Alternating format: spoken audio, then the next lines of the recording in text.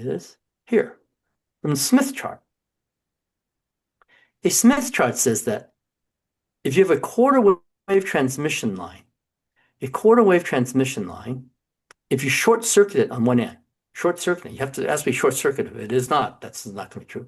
If you short circuit it on one end, if you go a quarter wave, it will be high impedance, ideally infinity. If it's an ideal coax transmission line, will be infinity. In real life, it'll be in the thousands of ohms, in the thousands. And similarly, if you have an open piece of coax, like in 50 ohm coax, if you put 50 ohms that's terminated in 50 ohms, then it's constant impedance throughout the coax is 50 ohms. We're not saying this. We're saying don't terminate it, have an open circuit. If an open circuit and you go a quarter wavelength, it will be a short circuit. Now, for you folks that are not familiar with the Smith chart or with AC signals, you say, that doesn't make sense. Well, it actually does. It's because we constantly mix up AC with DC. We think of the world in terms of DC. Like I give you a block of wood, it's an insulator. It is at DC, I would agree, but not at AC, right? At AC, it's a conductor because radio waves go right through wood, maybe with some attenuation, but it goes right through it.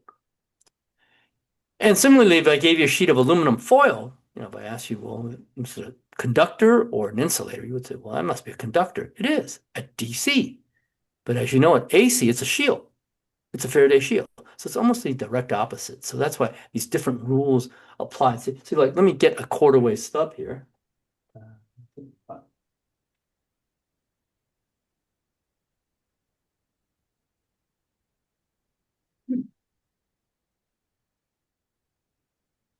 I've got one. Here we go. Okay, I've got a quarter wave stub here. It's for UHF, so it's about 5.5 inches for UHF.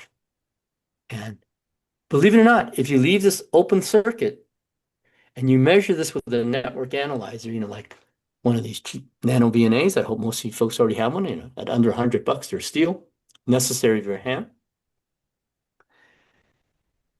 So at 5.25 inches, that's about UHF, our ham band UHF. So if you open circuit it on one end, it will be a short at those frequencies. And it can be shorted on one end, it'll be an open. So you guys experience hams, you guys have probably played with this, quarter wave stubs. They're very, very handy. So the way it works is like this.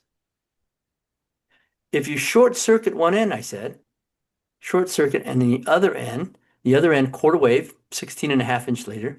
Now, by the way, you think, why isn't it 18 inches? Isn't it a quarter wave? You're always used to hearing 18 inches for VHF. Well, that's in air. In air, it is 18 inches, 18, 19 in that range. In a material like twin lead, for example, the wave is slowed down, obviously, by the dielectric, the plastic. It slows it down by about 15, 20%. 15, 20% says. So therefore, where you get the 18 inches is from a very basic formula in antenna design, that the speed of light is always equal to the frequency times the wavelength. There, we know that C equals F lambda. If it's in air, you can get away with using 3 times 10 to the 8th meters a second. Cut an antenna to that, and sure. For example, a 40-meter antenna would be half wave would be 20 meters. And if you convert that to feet, it'd be about 33 feet on each leg. And if you use the formula C equals F lambda, it's actually pretty close. You can get away with that. It's actually not exactly, that length is always going to be shorter because 3 times 10 to the 8th meters a second for the speed of light is in a vacuum. On Earth, it's a little slower by a few percent because of the atmosphere, smog, nitrogen, and all this stuff. But, I find it, I can start with C equals F lambda and start from there. But if you're trying to find a wavelength of like twin lead or coax, you have to know what's called the velocity factor.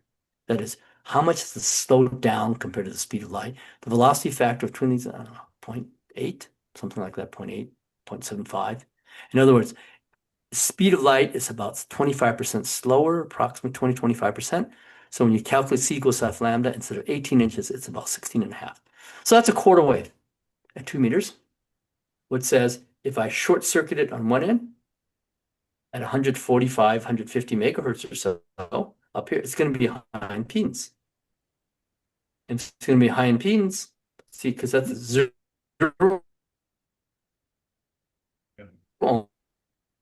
And we're starting to lose ohms. you again. It's going to be high impedance here. It's going to match the high impedance. Huh, that's weird. It's back again. Wow. Okay, maybe we should take a break. I'll bet you. Well, I'll do it next time. I got to adjust my mic here. It's the mic settings. It's Ed, excellent. Ed, Yeah. I'm wondering if you're dropping packets through the internet. That's what it sounds like to me. That could be too. Is it dropping packets? I think so. Wow. Yeah. So yeah, it could be packet or jitter loss or something, maybe not your mic. Okay, let's If you're talking, see. it's excellent. Just it can come and go.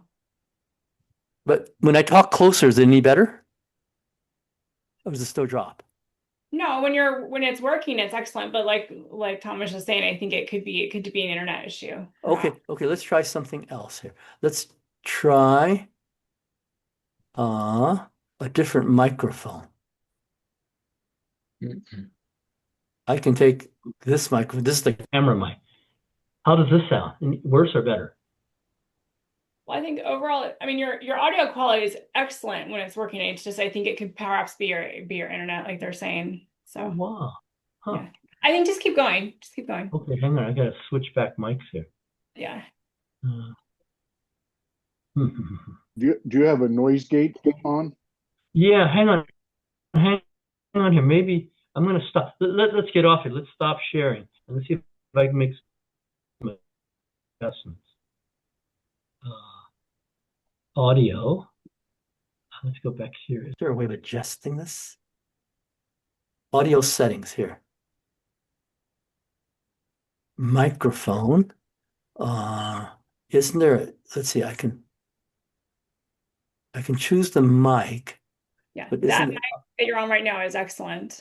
Does it automatically adjust microphone volume? Yeah. No, I think I didn't do yeah, anything.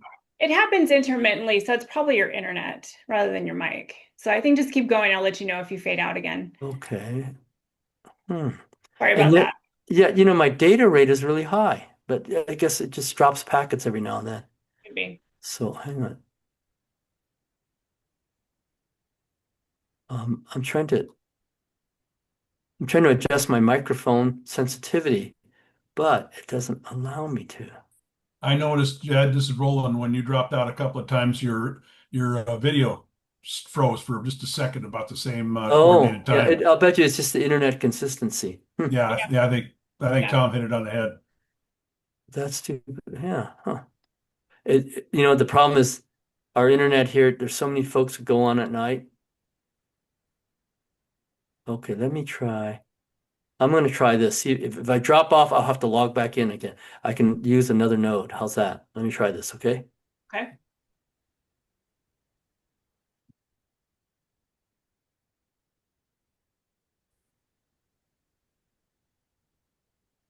Okay, can you hear me? Yes. Any better? It's good right now. It's good right Oh, now. okay. Thank you. Who knows? Who knows? Okay, I'm going to go back to sharing.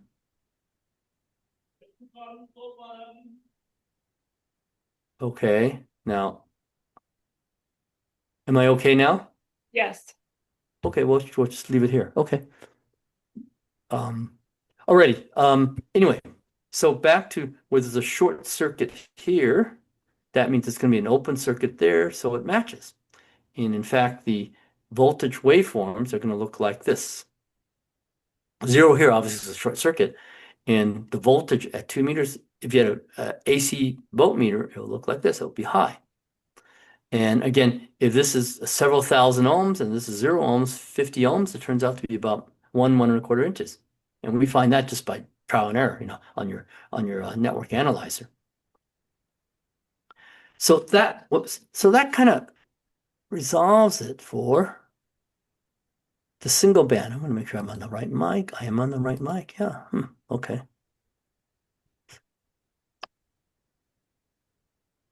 So that's the ribbon J for you. I got introduced in the late 90s, maybe. And it actually works quite well. And I'm sure a lot of you folks have them, and it works quite well. I like to stick it in a PVC pipe, protect it from the elements, and it works quite well.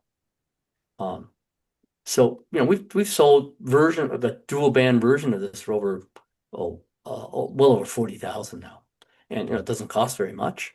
A lot of it's tuning, and a lot of it's the labor. So let's see.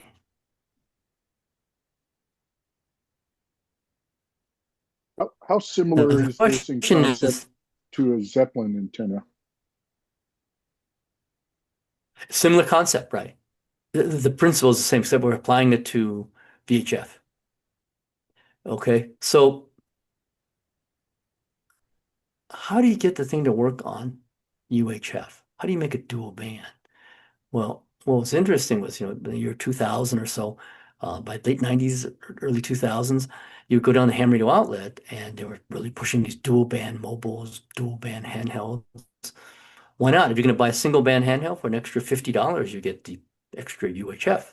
So by the late 90s, early 2000s, a lot of dual band mobiles and handhelds. And of course, they also wanted to sell you an antenna. Another 150 bucks. So like hams, you want to save money. Says, well, I've got a 2-meter antenna, and now I need a UHF antenna or get a dual band antenna. And what they found was you can actually get away with using a VHF antenna, but it wouldn't work very well. The folks didn't quite understand that. You plug